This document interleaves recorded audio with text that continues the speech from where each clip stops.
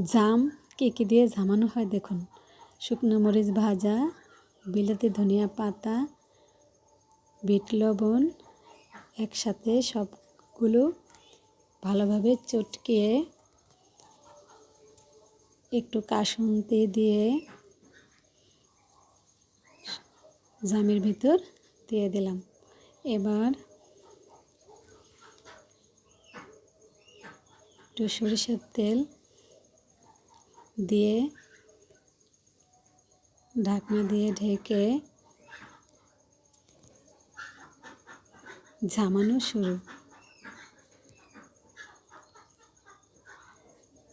এই জামের সিজনে জাম মাখানো খেতে অনেক মজা। প্রিয় ভিউয়ার্স, আসসালামু আলাইকুম।